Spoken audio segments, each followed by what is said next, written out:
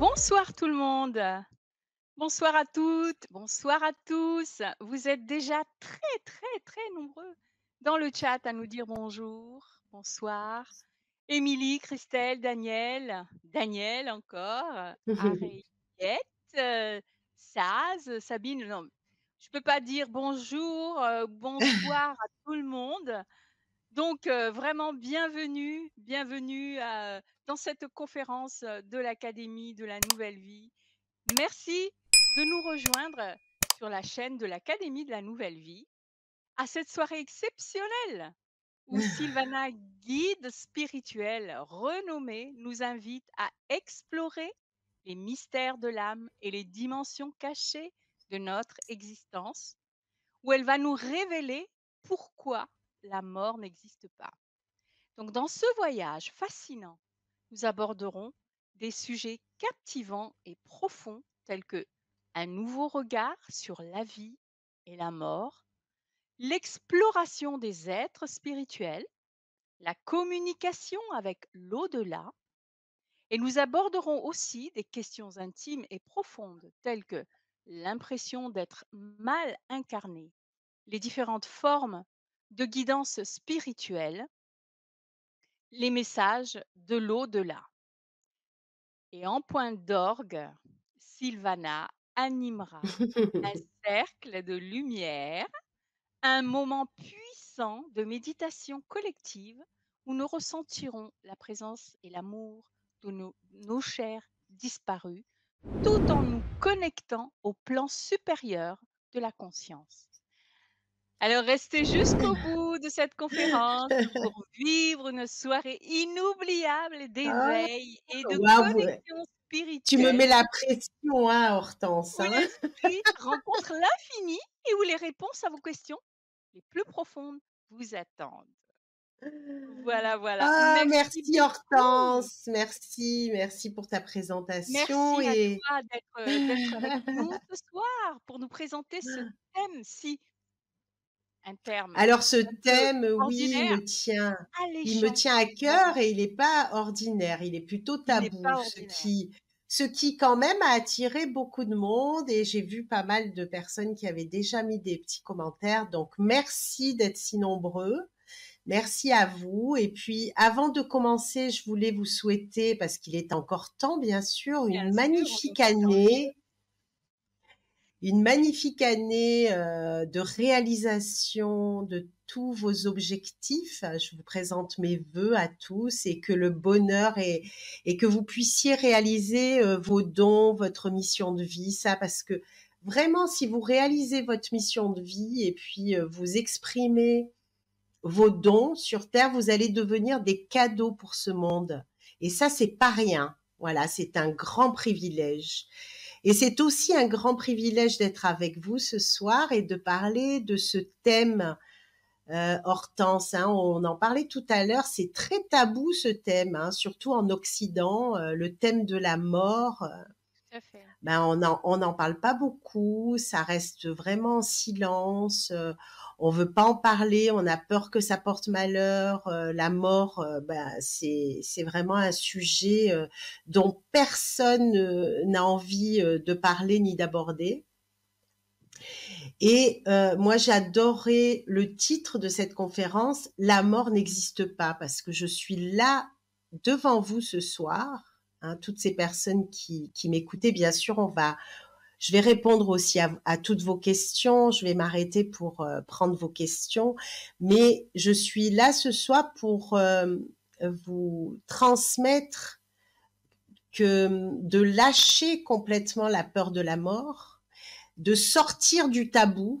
Hein, nous devons sortir de ces croyances que lorsque la vie quitte le corps physique, eh ben, c'est le néant, comme j'entends beaucoup de personnes le dire. Ça me fait de la peine parce que c'est pas du tout vrai, c'est pas le cas. Et aujourd'hui, on va en parler. Il y a des études qui ont été faites sur les cas de NDE. Donc, on sait maintenant que lorsque l'âme, ce que j'appelle l'âme, c'est la conscience, quand elle quitte ce corps, eh bien, elle a encore toute une exploration, un univers, et elle est loin d'être morte, hein, elle est toujours en vie, et encore plus en vie que quand elle était dans son corps. Donc ça, c'est très important aussi, cet aspect de la vie qui s'expanse encore plus et encore plus fort. Notre corps, c'est un véhicule qui abrite notre âme, et lorsque le temps est venu de quitter ce véhicule pour une autre aventure, eh bien, voilà, on doit pouvoir se dire que c'est une autre aventure qu'on est en train de faire, et sortir de ses peurs et de ses tabous. J'ai étudié beaucoup ces aspects-là, aussi des tribus, des ethnies qui célèbrent la mort d'une façon complètement différente et qui célèbrent la naissance de l'autre côté de l'âme. Donc, ils fêtent le départ de leurs proches. Donc, ils s'habillent avec des couleurs, ils honorent le mort. Enfin, excusez-moi, j'ai même pas envie d'appeler un mort, j'ai envie d'appeler la personne l'âme, hein, pour éviter ce mot mort, parce que mort, c'est le corps en fait qui meurt, mais l'âme ne meurt jamais. Donc, si nous vivons dans cette chape de plomb, dans cette tristesse, eh bien, c'est désolant aussi pour les êtres qui nous ont quittés. Voilà, et on va comprendre pourquoi il faut sortir de cette chape de plomb pour reprendre la communication avec nos chers disparus. Il y a un proverbe tibétain qui dit « Apprends comme si tu devais vivre toujours et vis comme si tu devais mourir ce soir. » On ne sait pas quand est-ce qu'on va mourir. On sait quand est-ce qu'on est né, mais on ne sait pas quand est-ce qu'on va mourir. Donc, la mort, c'est aussi une étape. Nous sommes tous dans une file d'attente. Est-il possible d'éviter notre tour? La réponse est non. Bien sûr que non, on n'y échappe pas. À part quelques grands maîtres qui ont gardé leur corps, parce que leur corps est un corps de lumière, comme Jésus et Babaji. Bon, ils ont gardé leur corps, mais qui va et qui vient sur des plans supérieurs et aussi sur Terre. Mais nous, on n'est pas encore habilité à garder notre corps, hein. On va devoir y passer tous, hein. Et ça, c'est une réalité. Et je voudrais ce soir vous parler de cette étape, de la mort, ce qu'on appelle la mort, avec une perspective plus large, avec peut-être plus, on va dire, de connaissance de ce qu'est cette étape, ce passage. Lorsque nous quittons ce plan, par exemple, la vie ne peut pas disparaître. Hein, je voudrais vous réconcilier avec cette étape qu'on ne peut pas éviter, et de mieux comprendre aussi le parcours des âmes qui quittent ce plan et cette réalité physique. Voilà, donc comme je l'ai dit, on va faire aussi un cercle de lumière. On va essayer de rentrer en contact avec nos chers on va dire, disparus, parents, amis, amants, amours. Et puis, j'ai pris des clochettes tibétaines. Elles ont la particularité, je m'en servirai tout à l'heure, elles ont la particularité d'ouvrir des portes. Je vais vous faire expérimenter le son.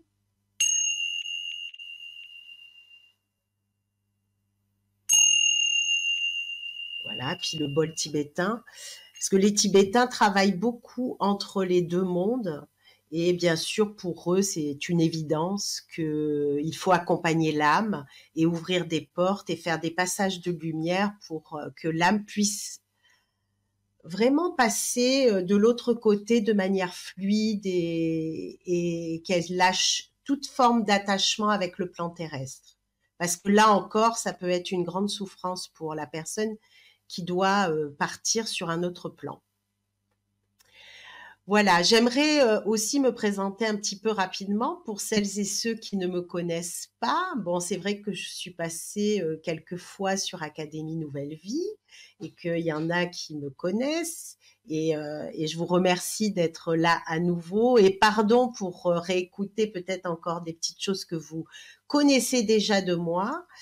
Donc, je suis enseignante spirituelle depuis, voilà, peut-être, je suis tombée dedans quand j'étais petite, mais on va dire que je fais ce métier depuis que je suis maman, donc ça doit remonter, voilà, en 2001. Et ouais, ma fille a 22 ans, donc j'ai commencé ce métier quand j'ai eu ma fille Jade. Et j'ai commencé aussi par enseigner le Reiki, et j'étais une des premières sur ma région, j'habite dans le sud. Personne connaissait ça, et puis je me souviens que, oulala, qu'est-ce que tu vas faire? Fais attention. Alors que, bon, franchement, le Reiki, ça permet justement de se libérer de toutes sortes de dogmes, et ça favorise l'expansion de conscience et la méditation. Et bon, moi je le savais, mais c'est vrai que ça faisait un peu peur à l'époque, hein, ça remonte à loin. Et j'étais donc une des premières aussi à parler de chakras. Et je faisais des méditations sur les enseignements secrets, sacrés des chakras. Voilà, j'invitais aussi beaucoup de personnes à suivre des méditations d'harmonisation des chakras. Donc, j'ai beaucoup travaillé sur les aspects subtils des corps. Et en parallèle, j'ai fait un énorme travail sur moi, mais ça en amont, hein, bien avant d'avoir ma fille, avec des périodes de grandes initiations, de grandes solitudes, d'études aussi, d'études spirituelles. Et je suis voilà, par mes rencontres, par les mentors que j'ai rencontrés, puis aussi par l'expérience que j'ai vécue, je suis devenue, on va dire, une facilitatrice, une accélératrice d'éveil des dons. En fait, les personnes qui viennent me voir, c'est souvent des personnes qui arrivent à un moment où, voilà, elles ont besoin d'un coup de pouce pour passer d'un état à un autre. C'est comme un passage.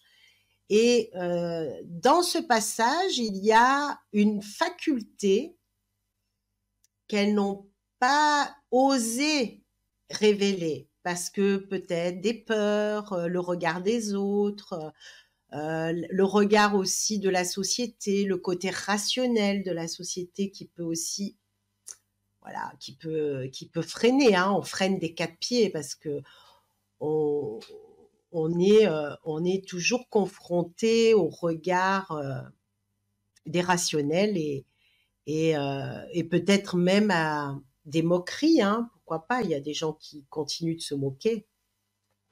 Donc c'est quand même difficile et pour passer de cet état à l'autre, on a besoin de vraiment incarner quelque chose de fort, dire vraiment sa présence, quoi, faire descendre sa présence. Donc c'est vraiment quelque chose que je fais avec beaucoup de force. Voilà. Donc oui, j'étais une ado, si on veut aller un peu plus loin, très différente. Hein. Je suis sûre que ça parle à pas mal de personnes, hein, parce qu'on se sent différent quand c'est comme ça. Hein. Mais je m'efforçais d'être comme les autres parce qu'il y avait cette souffrance de la différence. Et j'essayais de rentrer dans des cases. Et j'avais toujours eu des questionnements que personne n'avait. Donc, pourquoi la maladie? Pourquoi la mort? Pourquoi des enfants qui sont bébés meurent? Pourquoi ils sont malades alors que c'est des enfants? Enfin, c'était pour moi impensable qu'une maman perdait son enfant. C'était pas normal, quoi. C'est l'inverse qui normalement est plus normal. C'est la maman qui doit partir avant son enfant. Et donc pour moi, il y avait forcément une explication à tout ça. Ça pouvait pas être un hasard que de se dire que voilà, il y a il y a des enfants malades, bah oui, c'est normal. Non, il y a toujours, c'était forcé qu'il y avait une explication. Et c'est là où j'ai cherché beaucoup de réponses. Et au-delà de l'église, bien sûr, parce que quand j'allais à l'église, on me disait, j'entendais que Dieu était punisseur, il était sur son nuage avec sa barbe et qu'il avait jeté les 7 plaies d'Égypte. Voilà, donc bon, pour moi, Dieu, c'était tout sauf un gentil, hein, mais il avait quand même fait un fils sympathique qui était a priori guérisseur, mais qui a fini sur la croix, le pauvre. Donc bon, j'avais une idée un peu de la religion. Voilà, c'était pas ça du tout pour moi. C'était pas là où il fallait chercher mes réponses. Et vous allez comprendre ma légitimité à vous parler ce soir de ce thème, mesdames et messieurs, parce que ce thème de la mort et ces études que j'ai fait, j'ai vraiment philosophé là-dessus, j'ai recherché là-dessus. C'est parce que j'ai été touchée par la mort, touchée de près. Ça a été une dimension très importante pour le parcours de mon âme, pour sa progression. Donc cette mort, elle m'a touchée très jeune.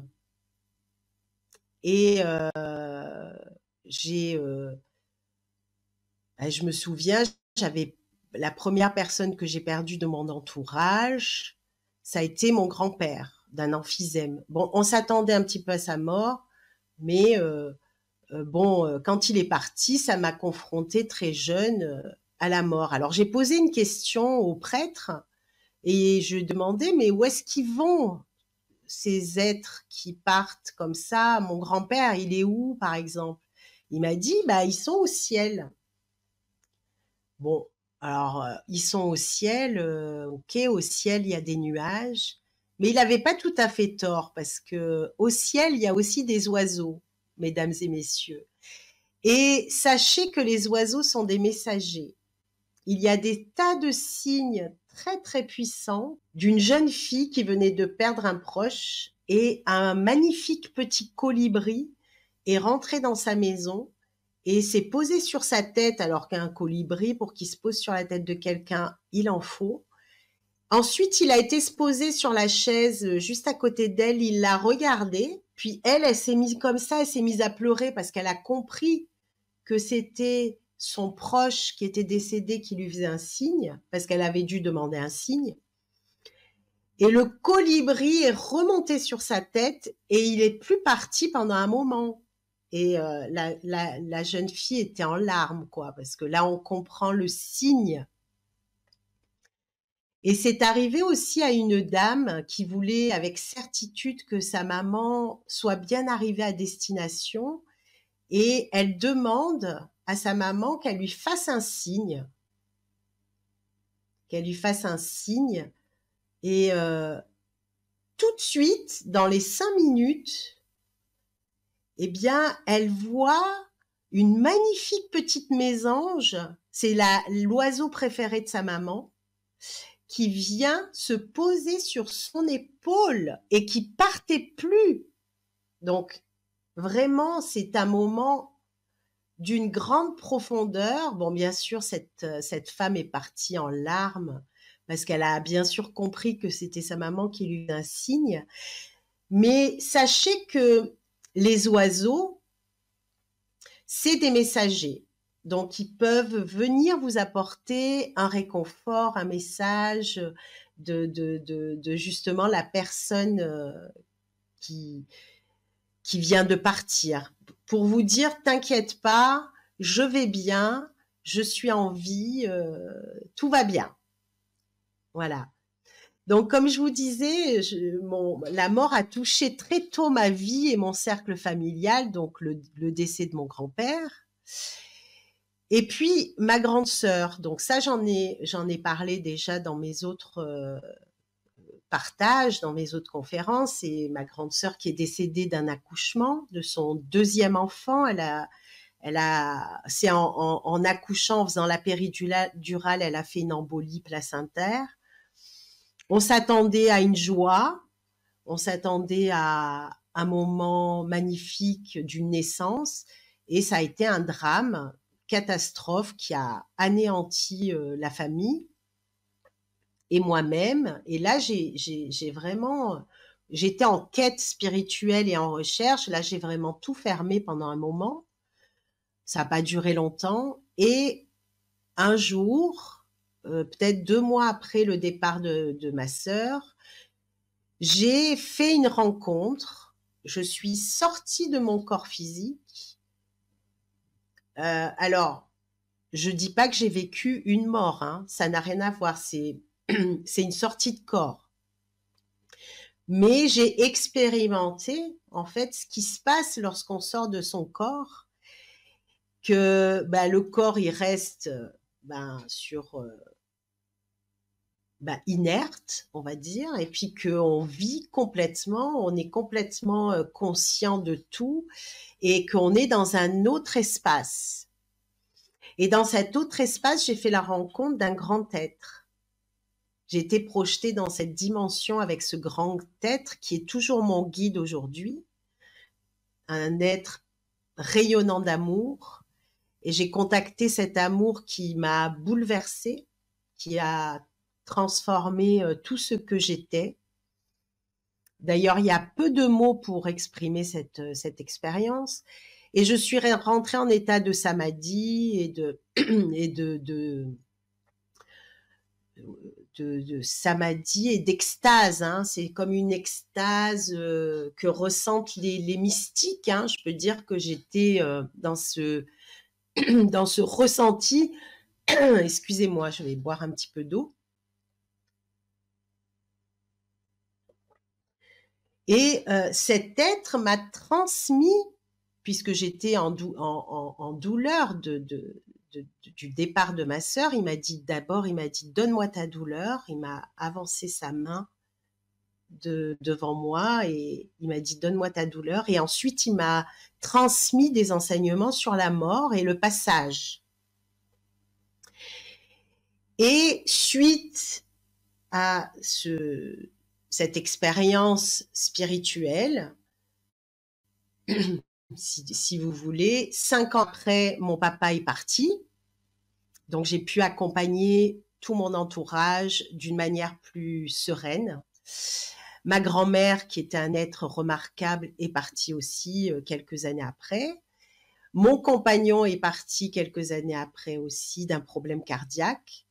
Bon, j'ai essayé de le préparer, sachant que la maladie qu'il avait allait le prendre, hein, mais c'est difficile parce que pour Max, hein, il s'appelait Max, la mort était un sujet très tabou, ça lui faisait peur, donc mais il a pu revenir me voir lorsqu'il est passé de l'autre côté pour me dire que ah oui, j'aurais dû t'écouter pour faire plus de préparation.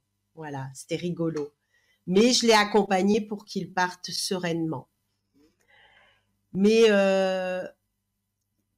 je voudrais vous dire que toutes ces rencontres que j'ai fait suite à ces expériences spirituelles, elles m'ont appris que lorsqu'on est on est thérapeute ou qu'on est enseignante spirituelle, on a besoin, si vous voulez, de transmettre cette dimension en spiritualité. On ne peut pas nier la mort dans la spiritualité. Donc, dans tous les enseignements que j'ai faits après, j'ai libéré les âmes qui venaient vers moi de toute forme de peur de la mort pour les ouvrir à la connaissance de ce qu'était réellement le départ. Voilà. Donc, j'ai beaucoup parlé de ces expériences avec mes élèves et puis dans mes partages. Et en 2012, j'ai organisé un colloque sur une journée complète. Et dans ce colloque, je l'ai appelé La vie après la vie. Voilà. Et cette dame, elle a vécu ce qu'on appelle une NDE. Donc, lorsqu'elle a accouché de son deuxième enfant, elle a entendu juste les médecins qui faisaient l'opération dire on la perd, voilà. Et elle est sortie de son corps, elle voyait son corps à l'extérieur. Elle se disait, bah dis donc, j'ai pas l'air en forme. Hein. Elle réfléchissait, puis elle se disait aussi, ah mais je suis plus dans mon corps. Donc elle prend conscience qu'elle est plus dans son corps. Elle pense à son mari, à peine elle pense à son mari, elle est avec lui dans la salle d'à côté. Donc, vous voyez la projection, lorsqu'on pense à quelqu'un, il n'y a plus d'espace ni de temps. On est projeté directement avec la personne que l'on pense. Et elle se rend compte que son mari, bah, il s'inquiétait pas de trop, qu'il était bon, voilà, normal. Ensuite, elle pense à son enfant qu'elle avait laissé à garder à sa mère. Elle se retrouve avec sa mère et son enfant. Et ensuite, un espace tout sombre. Et dans cet espace sombre, elle voit une grande lumière. Et comme un tunnel qui s'accélère, elle monte dans ce tunnel qui s'accélère. Et lorsqu'elle ressort du tunnel, elle est accueillie par un être. Et elle dit, dès que je l'ai vu, je l'ai reconnu. Alors cet être, c'est son frère qui est décédé lorsqu'il avait 6 mois. Et savez-vous que lorsqu'on est de l'autre côté, on continue de grandir. Donc ça, c'est extraordinaire.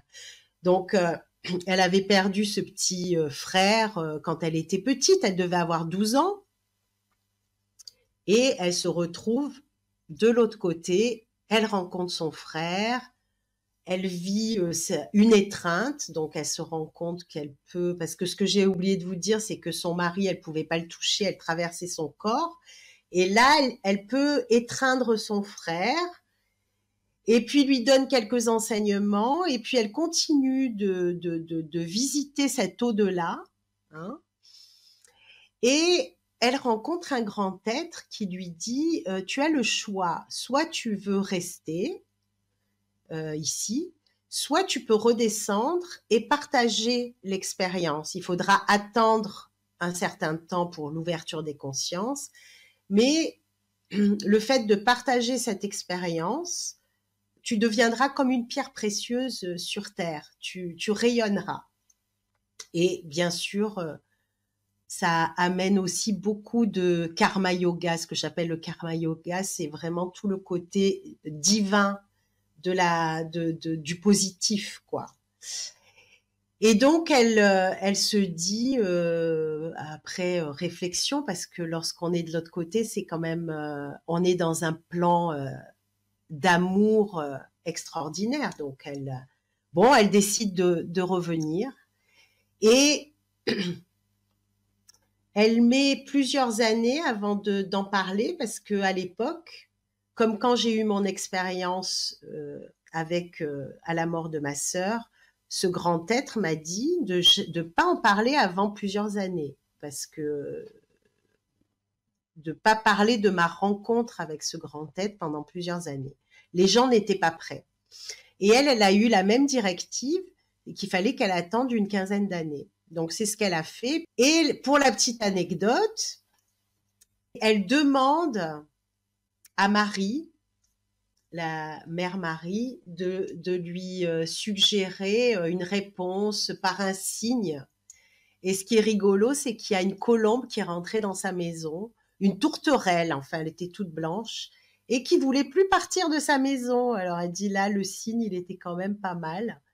Donc pour qu'une tourterelle rentre et ne veuille plus partir, c'est vraiment un signe très très fort, quoi. Ce qui est extraordinaire aussi, c'est que Sonia Barkala, elle a aussi fait beaucoup bouger de choses dans ce monde des départs, de la mort, de déplacement de conscience. C'est qu'à la Timone à Marseille, ils ont ouvert une unité comment dire, d'expérimentation de toutes les personnes qui, justement, ont un faux départ. Ce qu'on appelle un faux départ, c'est vous êtes à l'hôpital, vous avez un arrêt cardiaque, arrêt de électrocardiogramme plat, arrêt cérébral, et par contre, on vous réanime. Donc, qu'est-ce qui se passe pour la personne? Bon, il y en a, il se passe rien. Il y a pas de, ils sont pas dans la conscience. Ils sortent pas forcément. Et il y en a d'autres, ils sortent de leur corps. Et donc, ils expérimentent les récits de toutes les personnes qui sortent de leur corps dans cette unité de la Timone à Marseille. Grâce à Sonia Barkala, parce elle a vraiment fait bouger les choses avec tous ces témoignages de personnes qui avaient vécu des expériences hallucinantes de départ, et puis ils sont revenus avec des récits incroyables. Alors ils ont rencontré des parents qui étaient partis, ils ont reçu des messages, ils ont rencontré des êtres lumineux. Voilà, il y avait toujours aussi des histoires intéressantes parce que qui se regroupaient avec la réalité des faits. Par exemple, il y avait une femme, elle était aveugle et elle rentre aux urgences pour se faire opérer. Et lorsqu'elle sort de son corps, bon, elle a un arrêt cardiaque, elle sort de son corps. Et lorsqu'elle sort de son corps, elle voit. Ses yeux voient, donc elle voit toute la scène et elle se rend compte qu'il y a deux petits zigotos qui faisaient partie du personnel qui étaient en train de lui voler ses bijoux parce qu'ils croyaient qu'elle était morte. Donc lorsqu'elle est revenue à la vie, cette dame, elle a dit, c'est passé ça, ça, ça. Donc, waouh, donc ça s'est révélé. Hein, ça s'est révélé vrai. Et ce qu'elle raconte, c'est que quand elle est hors de son corps, elle voit encore mieux que quelqu'un qui voit bien dans son corps. C'est-à-dire que alors qu'elle est aveugle. Donc, on a toutes nos capacités extrasensorielles, tous les sons, même, comment dire, la vision à 380 degrés. On a toutes les perceptions et on peut aussi rentrer dans le cœur des gens pour en sentir la vibration. On peut sentir si l'autre souffre ou si l'autre est en amour. Voilà. On peut sentir beaucoup de choses en étant esprit parce qu'on est pure vibration, donc on peut vraiment se déplacer partout. Donc, peut-être il y a des questions, hein, remarque, je peux faire une petite pause. Hein.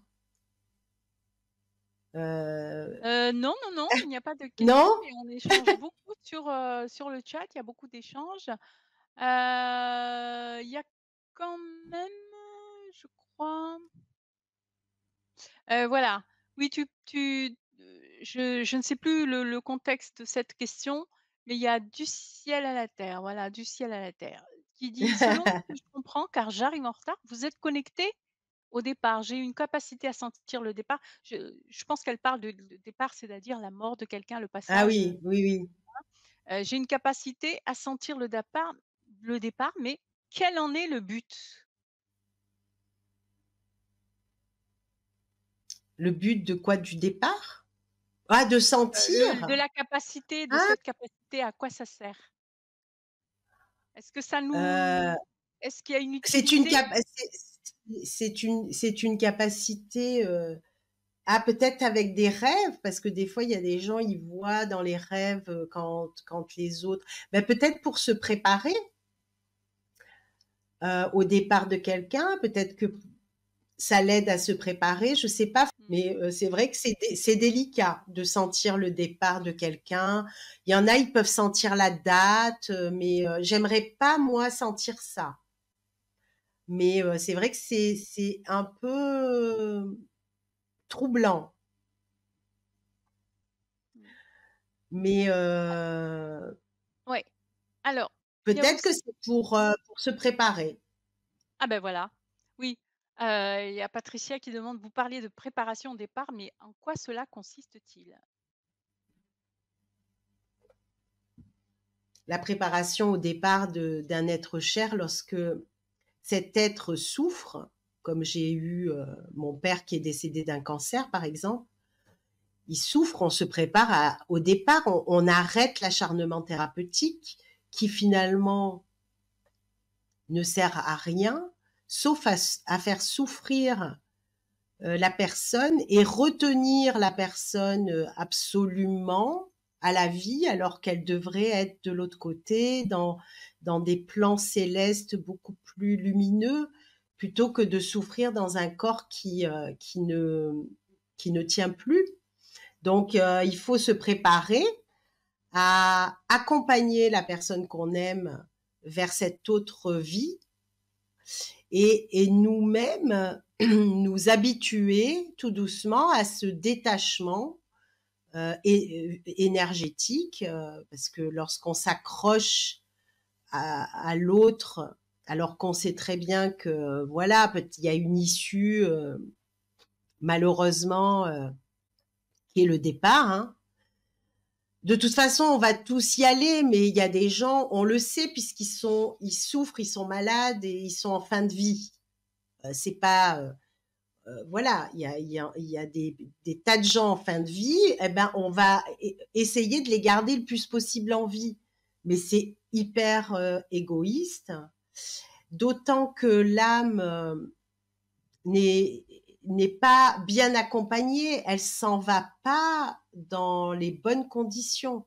Faut essayer d'accompagner l'âme dans de très bonnes conditions pour lui dire vas-y, libère-toi, pars, t'inquiète pas, nous ça va, tu vas voir, tu vas être bien, ils vont venir te chercher, il y a plein de gens qui viennent te chercher. Et c'est vrai d'ailleurs, parce que quand on parle avec des infirmières qui accompagnent les mourants, ils nous disent les réflexions que font les mourants à ce moment-là, ils sourient tous et ils disent oh mais vous êtes là, vous êtes tous là. Et ils voient l'autre plan parce qu'ils sont prêts à partir et donc il y a toute leur famille qui vient les chercher et j'en ai la chair de poule, c'est trop beau.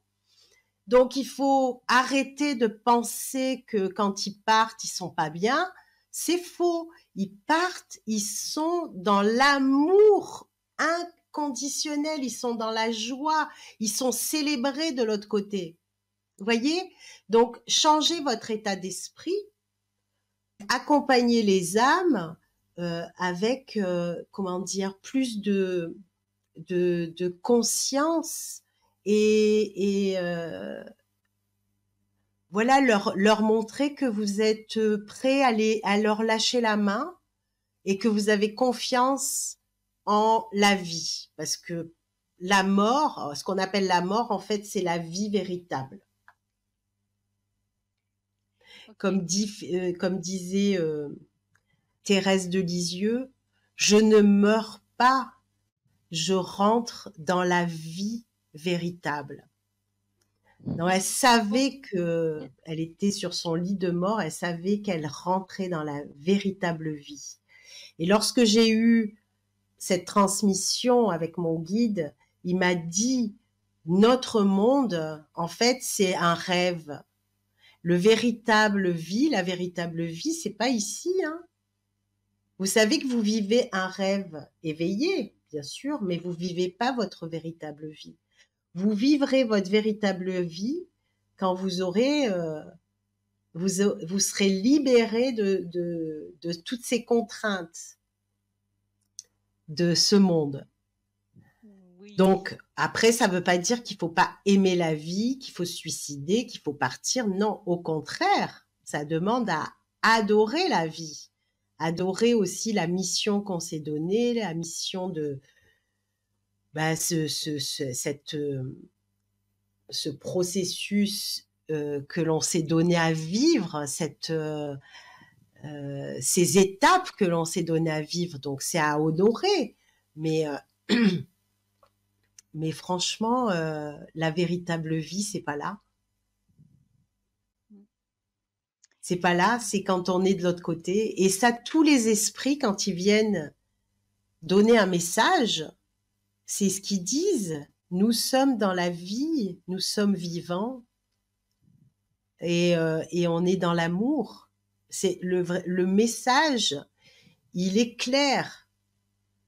Alors, je dis pas qu'il n'y a pas plusieurs plans, hein. Il y a des plans qui sont moins lumineux, hein. Si vous voulez, on peut en parler. Mais généralement, dans une grande majorité des cas, les âmes qui quittent sont toujours accompagnées, on vient les chercher, c'est pas du tout flippant. Et puis on l'a déjà fait, nous avons aussi beaucoup vécu dans des corps différents, dans des villes différentes, dans des contrées différentes. Donc on a vécu déjà des étapes de vie et de mort dans différents aspects de notre existence. Donc on connaît déjà ça, c'est inscrit en nous. Il suffit qu'on le révèle et qu'on se dise bon bah je l'ai déjà fait, je saurai. Il n'y a pas de souci. On fait confiance. Je crois que tu viens de répondre à la question Ouais, je mets de ça Dan parce que sinon je Rochette. t'entends pas. Oui, Je dis, je pense que tu viens de répondre à la question de Dan Rochette, oui. qui demande: «Alors faut-il croire à la réincarnation?»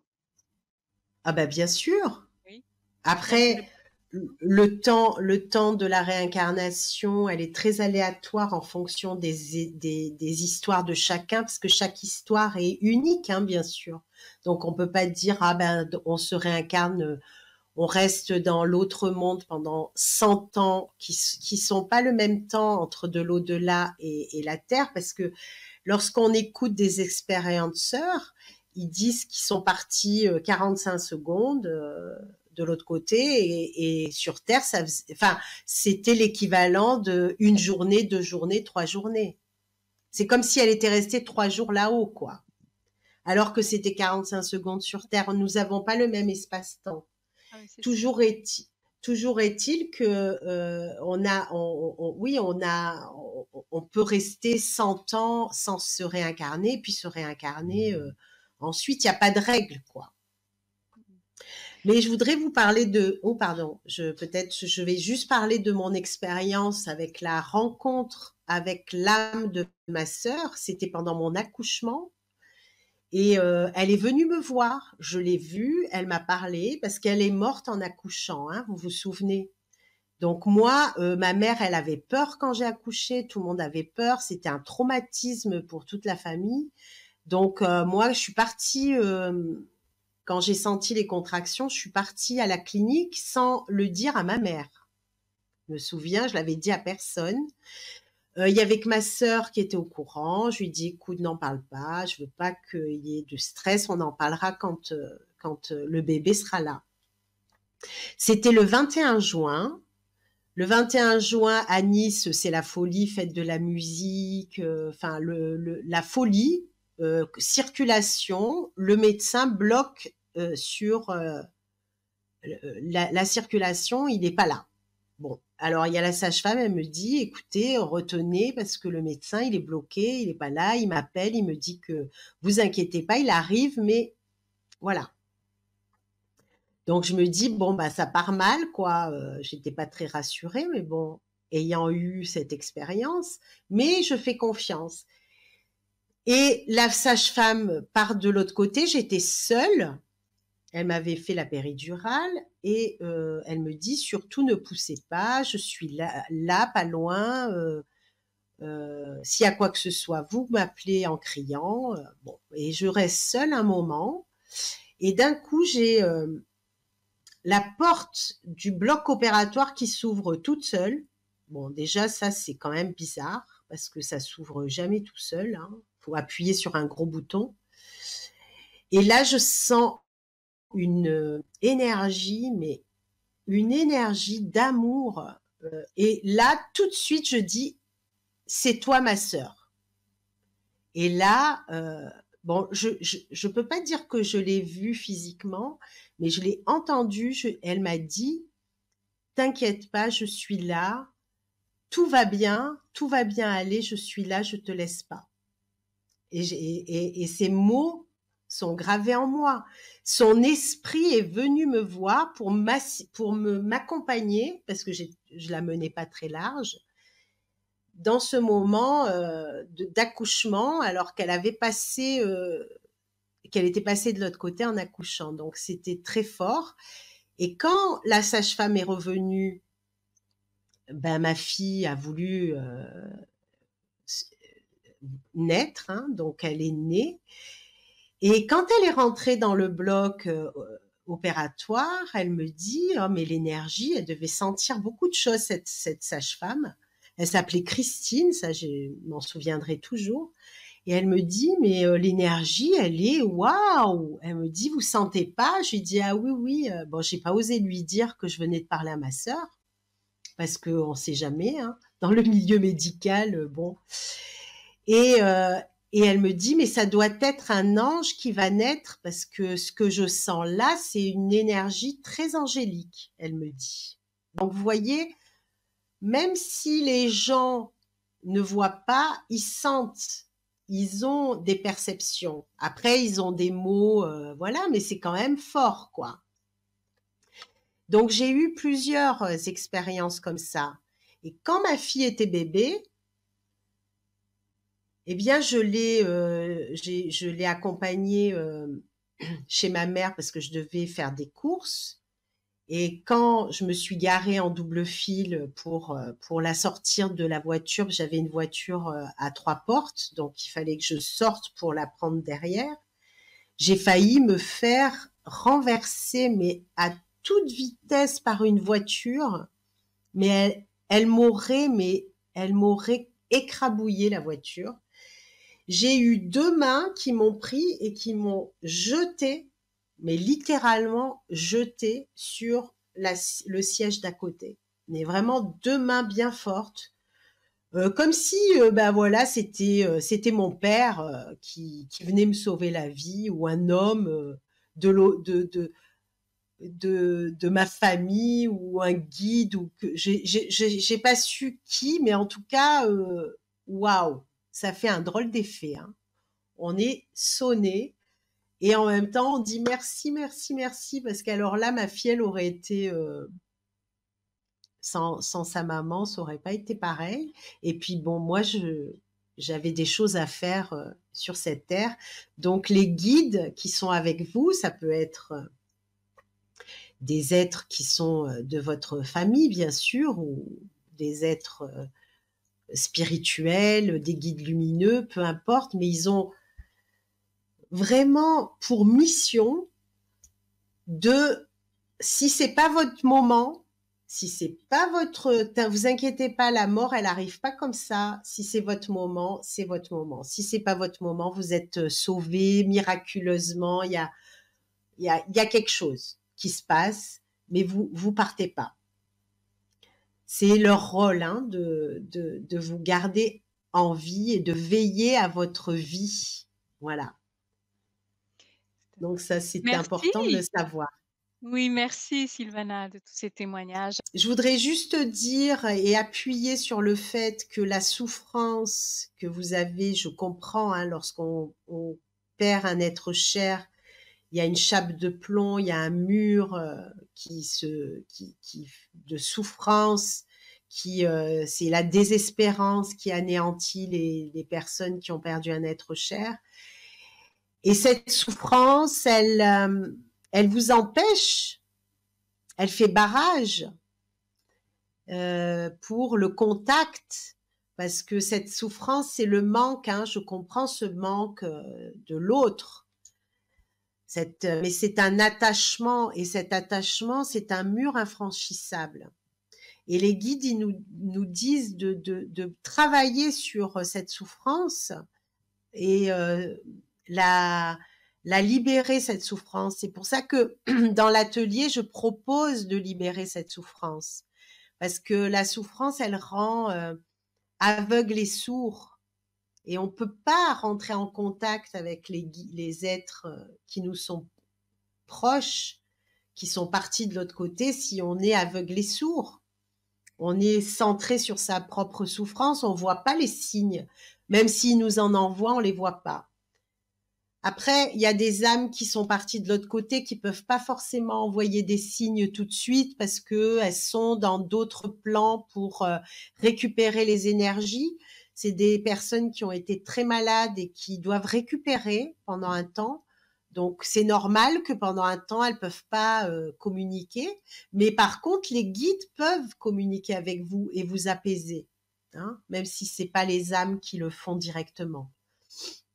Il y a aussi des êtres qui partent dans des accidents brutaux, qui peuvent aussi avoir des difficultés à, à passer de l'autre côté ou à entendre les aides. Donc, si vous connaissez des personnes autour de vous qui ont eu des décès brutaux et qui n'ont pas été préparés, hein, il faut prier beaucoup pour eux, leur parler parce qu'ils tournent, il y en a beaucoup qui tournent parce qu'ils n'arrivent pas à voir et à comprendre. Donc ça, c'est délicat aussi, ces plans-là. Mais sinon, dans un grand, à 98% des cas, la mort, tout va bien.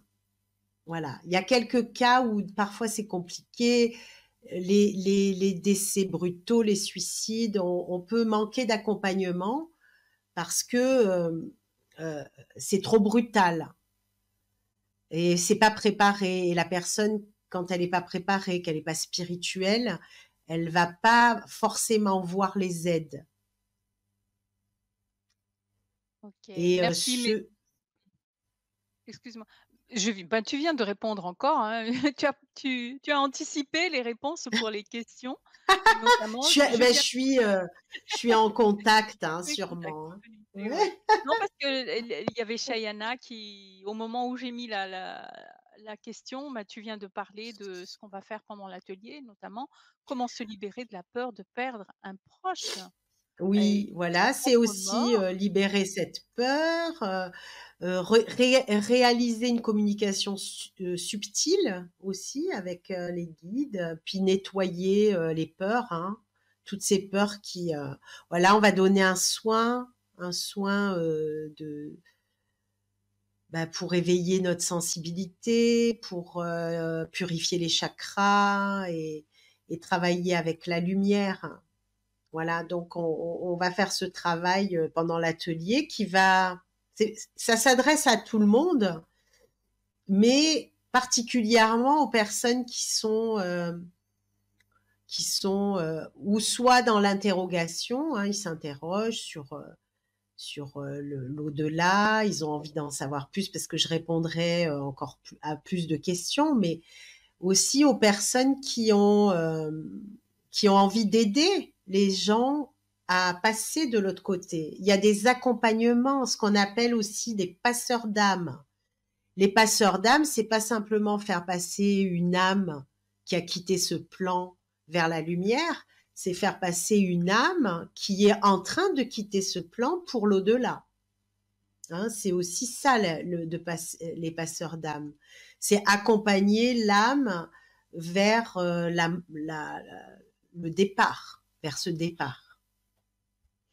Alors, je viens de mettre, dans le chat, un lien pour que vous puissiez justement avoir toutes les informations concernant donc l'atelier, proposé par Sylvana. Ça va se passer le mardi janvier à 20h et donc si vous voulez vous inscrire pour aller plus loin encore par rapport à cette mort qui n'existe pas, Heu, voilà, vous cliquez sur ce lien pour vous inscrire et avoir toutes les informations. Et pour les personnes qui regardent le replay, regardez en dessous de la vidéo, dans la description, vous trouverez également la possibilité de vous inscrire à cet atelier. Alors, qu'est-ce qu'on va voir pendant cet atelier, Sylvania? Et justement, c'est ce que je disais, donc travailler, répondre, peut-être à plus de questions, des choses plus personnelles, mais aussi, travailler pour, purifier, toutes les peurs qui sont enquistées dans les chakras et établir une communication subtile de l'âme. Voilà, et avec nos guides aussi qui sont là aussi pour nous aider, pour nous accompagner.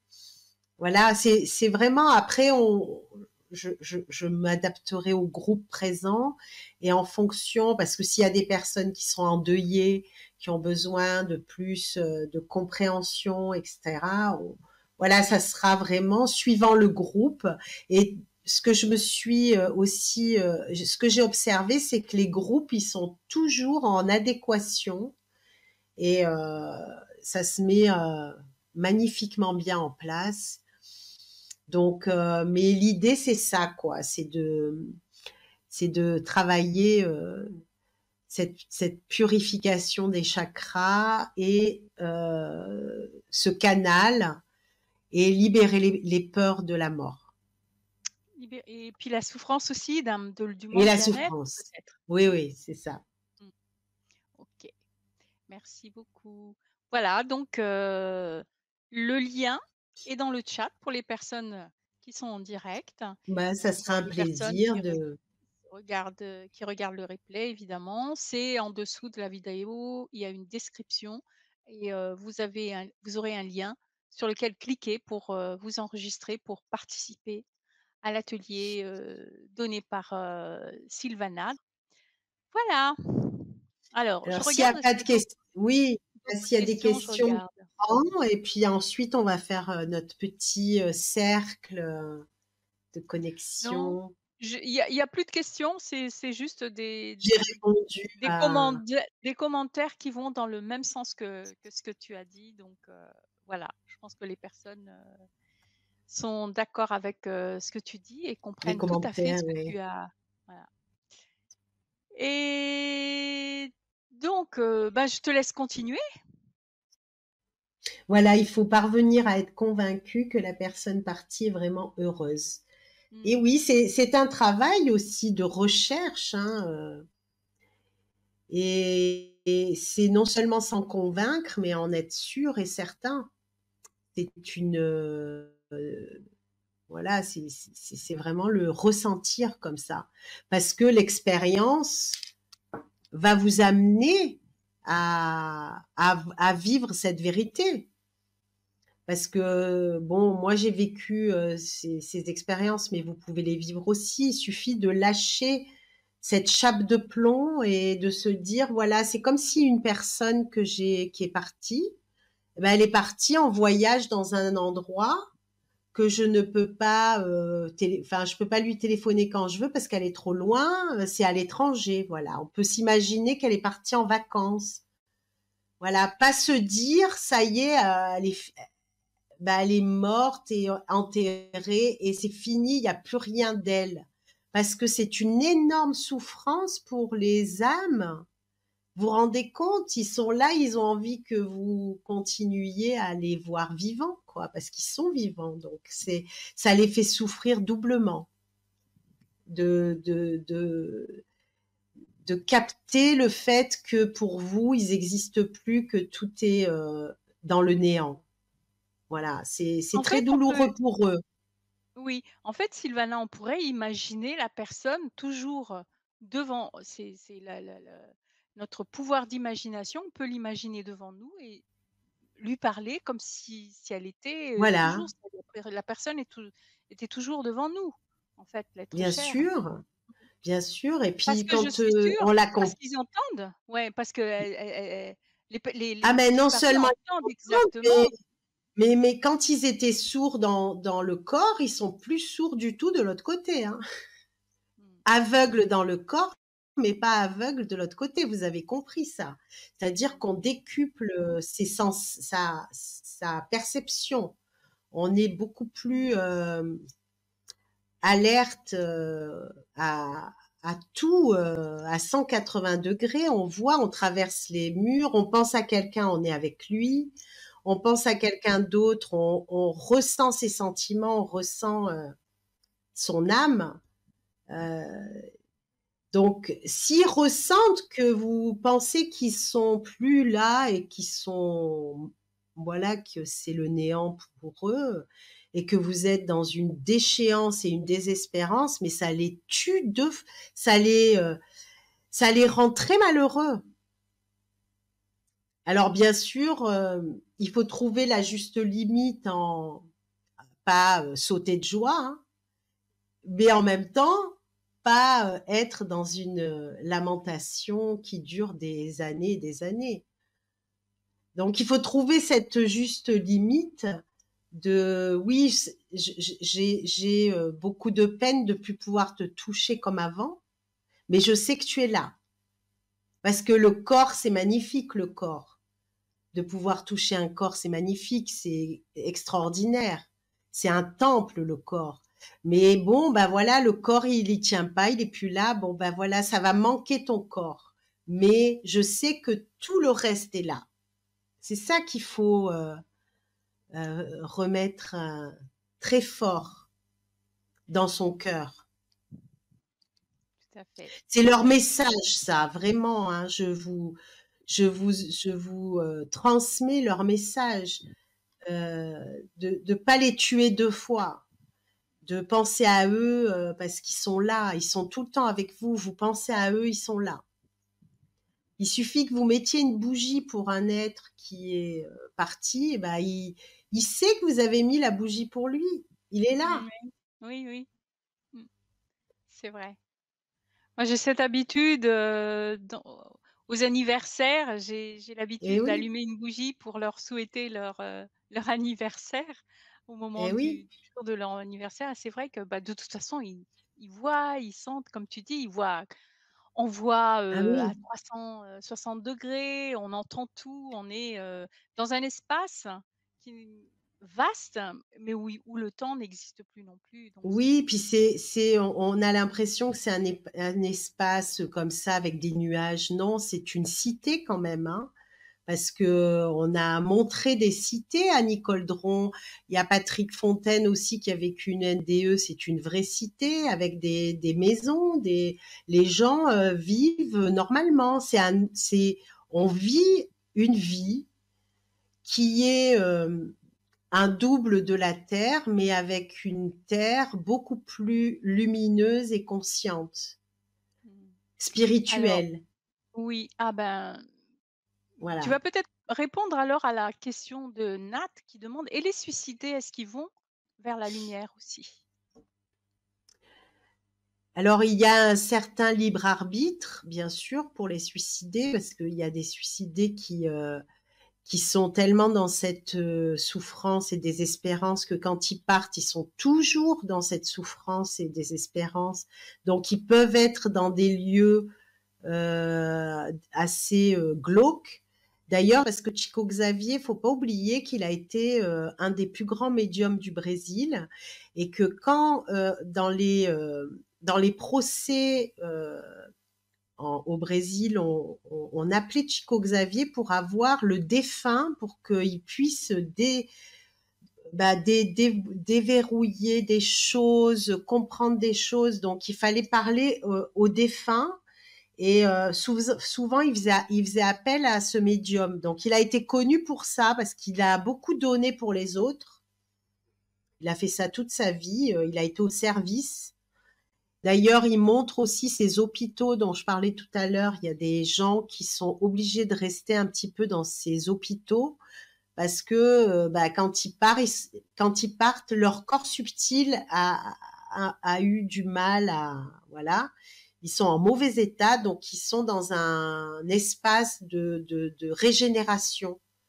Et il le montre tout ça. Moi, j'avais déjà eu l'information par mon guide, mais il montre tout ça dans nos solars. Et c'est extraordinaire. Et aussi les soins, parce que les soins qu'ils font, c'est les soins qu'on fait en énergétique, hein. C'est magnifique, les passes magnétiques, c'est super.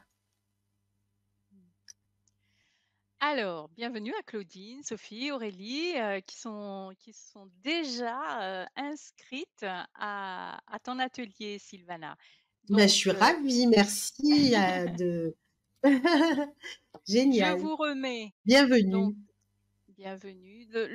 Je vous remets donc le lien d'inscription dans le chat et bienvenue donc à toutes les personnes qui vont rejoindre cet atelier. Pour les personnes qui regardent le replay, je le répète, vous aurez donc toutes les informations en dessous de la vidéo avec un lien pour vous inscrire à l'atelier de Sylvana. Mmh. Voilà, voilà. Merci. Ben, on va faire un petit cercle de méditation si vous voulez bien. Voilà, je vais, vous proposer de fermer les yeux, de prendre quelques grandes inspirations, expirations profondes. Et on va se relier tous comme dans un grand cœur. On est tous, on se tient la main tous ensemble. Et on prend quelques grandes inspirations, expirations, et on se transmet l'amour, on se transmet de la paix, comme si cet amour, cette paix circulait entre nous, hein, dans ce grand cercle, tous ensemble. Et on inspire l'amour, on expire l'amour. Et avec ce son qui est le son d'ouverture des portails de lumière, j'invoque la tendresse. J'invoque la tendresse et l'amour qui est autour de vous, de tous les êtres qui sont passés de l'autre côté, nos parents, nos amis, nos amours. Voilà, je leur demande juste de venir nous amener, voilà, un peu de tendresse, une énergie de tendresse, qu'on puisse la ressentir comme une caresse sur nos joues, un souffle.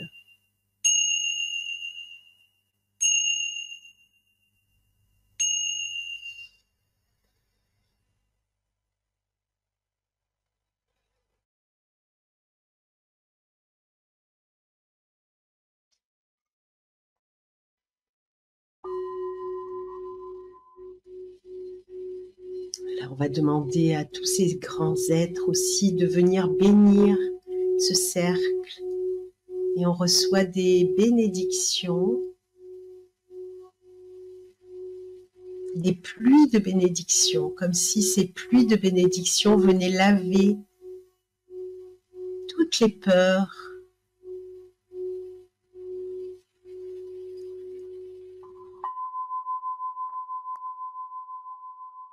tous les murs qui se dressent et qui nous empêchent de ressentir cet amour, cette tendresse, ce contact.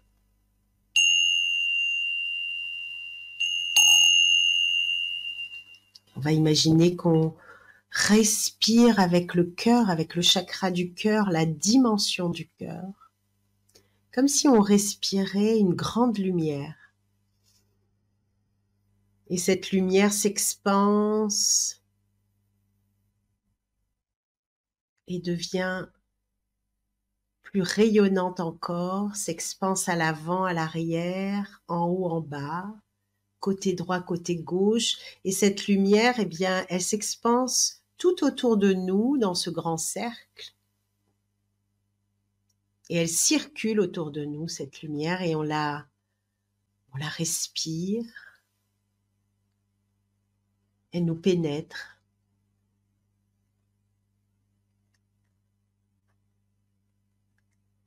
Voilà, je suis sûre que vous êtes en train de ressentir la douceur, la tendresse de tous les êtres qui vous aiment de l'autre côté.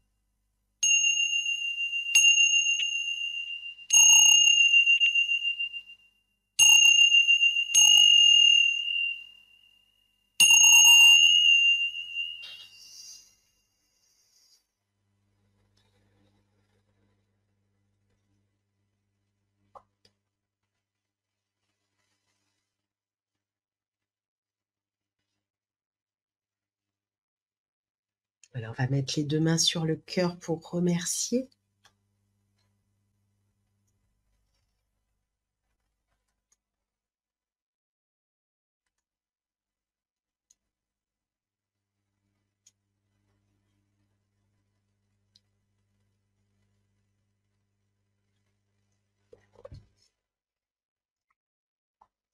Et si on le sent, on peut envoyer à tous nos êtres, nos chers parents, un mot, par exemple, je t'aime. Je sais que tu es là. Ou que Dieu te bénisse. Que la lumière t'enveloppe, te protège et te sanctifie. Vous pouvez lui transmettre un message.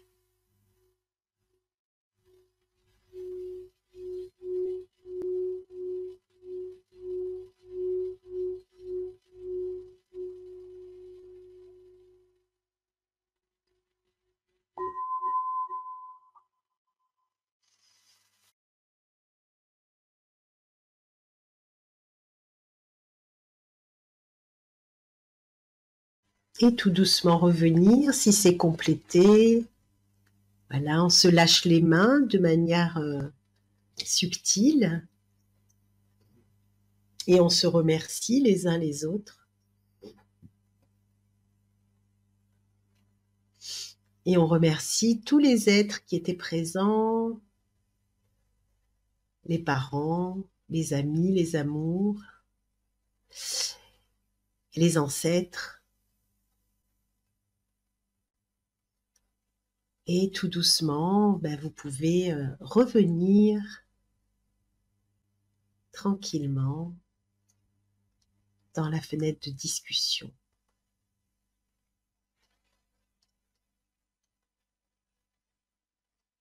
Merci. Merci. Merci Sylvana. Merci pour cette connexion.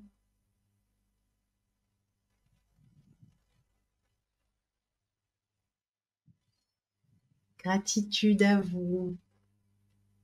Alors avant de nous quitter pour ce soir, j'aimerais, répondre d'abord à la question de Ingrid qui demande si une autre date d'atelier est possible. Ingrid, c'est donc le mardi 23 janvier et quand bien même vous pouvez pas assister, donc, au direct, le jour de l'atelier, vous avez de toute façon la possibilité de voir le replay, heu, à vie, donc, un peu plus tard. Si vous pouvez pas le prendre maintenant, eh bien, vous pouvez le prendre un peu plus tard. Voilà, ça, il y a pas de souci, hein, alors c'est bien le mardi 23 janvier à 20 heures. Voilà Ingrid et voilà pour tout le monde aussi. Voilà, Grand merci beaucoup. merci, merci à toi et merci à vous Et tous. Sylvana. C'était un beau moment que nous avons passé ensemble et je vous souhaite une magnifique soirée et puis hâte de vous retrouver, hein.